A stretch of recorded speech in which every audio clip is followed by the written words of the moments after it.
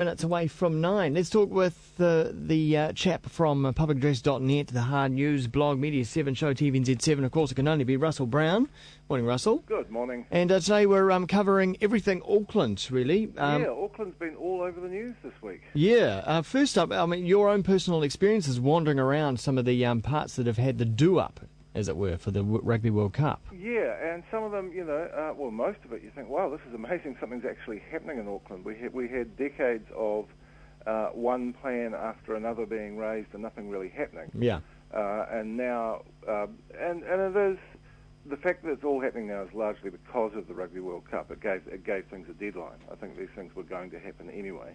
But something like Wynyard Quarter was only going to happen this quickly if there was a deadline, and that's what's happened. And and I've been through Wynyard Quarter maybe 4 or 5 times since it opened, and it's great, but parts of it are not great.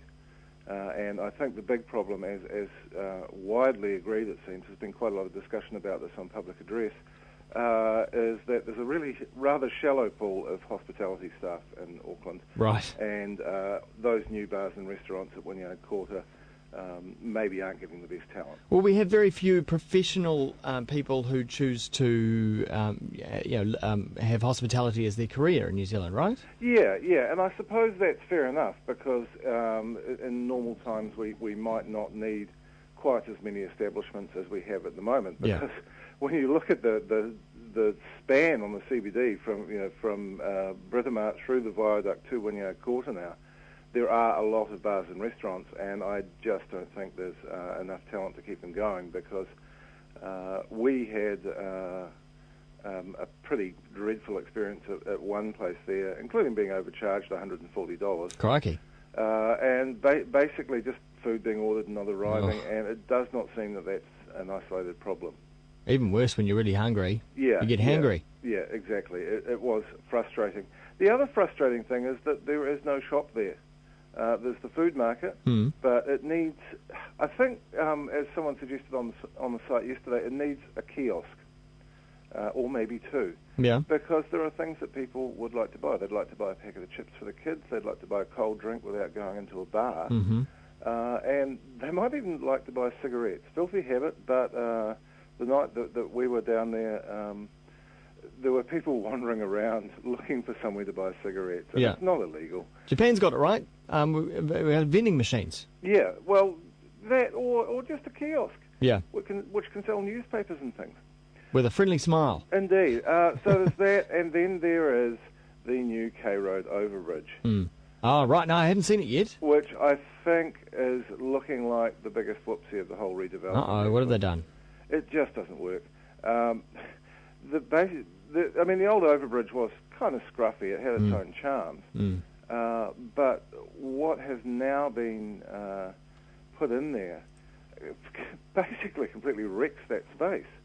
It looks to me like a classic example of the architects not really having understood how people use K Road, and particularly K Road at night. Because I noticed this, and it turns out I'm far from the only one, when I was at another radio station's party night on Saturday night, and standing outside the Rising Sun taking a break from the bands and thinking, what have they done? And there is now this screening that takes out the really characteristic thing about that part of K Road, which was the view over the tangle of motorway out across Freeman's Bay to the harbour. Right, because you've got all these windows all the way along there, right? Yeah, you can see down. It was perspex, and the glass was a bit murky, but you could see it. Yeah. Now there is this weird white perforated metal screening that does actually get quite low. If you walk to the middle of the bridge, you've got a reasonable sort of view.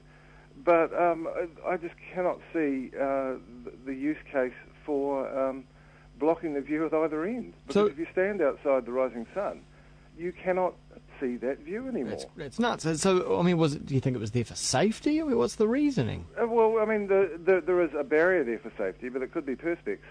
And it is behind this weird metal screen that they've got. It is perspex, but this white screen, it doesn't look like K Road. It's Tagabait, Yeah. And apparently people who have to use the new bus shelters say they don't work either. They're too high. So they provide no shelter.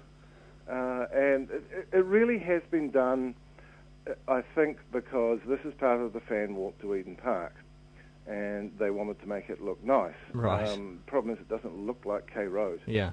And I'm sure the people doing it had the best of intentions, but it's wrong. So it might be okay during the Rugby World Cup, but we want it gone straight afterwards. Yeah. Although that's going to cost quite a bit too. Yeah. And these are quite big structures as well. The shelters. They don't provide shelter, but they're rather large.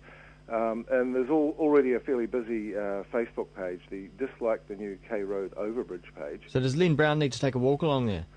Yeah.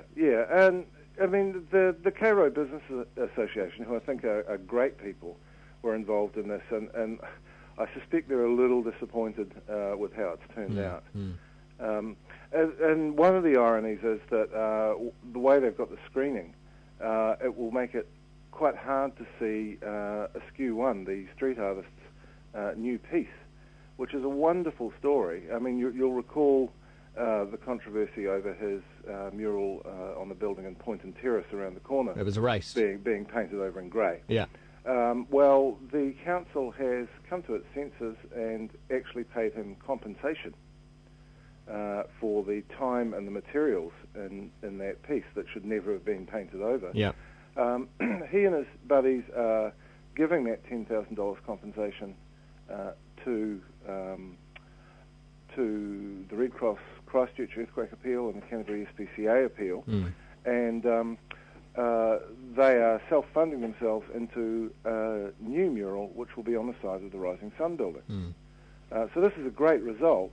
And it's just really unfortunate that the new overbridge is actually going to mess it up. So this is all culminated at the same time as the 30-year plan that's up for discussion. Which looks amazing. Yeah. And you actually now get the feeling that these things are going to happen. And I think that is in large part because there is now an Auckland council, and it's a council big enough to not be bullied by government. Because there was reports of a meeting last Friday where senior National Party ministers Stephen Joyce, Phil Heatley, and Nick Smith, who's from Nelson, so he can go back to Nelson, frankly, were browbeating councillors over the plan and saying that it should go the opposite way, and all restrictions on Auckland's suburban spread should be removed. So basically, we just ooze up to meet the Hibiscus Coast. Yeah. It's just the wrong way to develop. It makes it too hard to provide services and transport, and basically you don't get a city. You just get an endless suburban sprawl. Whereas the new plan calls for building up around transport corridors, which is best practice all over the world. Yes, it is. Yeah. It just makes sense. Build up rather than out. Yeah, and I don't know. It's clearly, and this is actually quite an old story in Auckland, that central government has constantly tripped up Auckland's desire to plan properly. And it's still happening, and really, I think Stephen Joyce needs to pull his head in. All right. Yeah, it's depressing because I think what's being proposed is imaginative, and I think it will work. Not as imaginative as a nice long motorway off to nowhere. Yeah. Thanks very much, Russell. Righto. Cheers. See ya. Russell Brown at publicaddress.net, the Hard News blog, and the Media 7 show on TVNZ.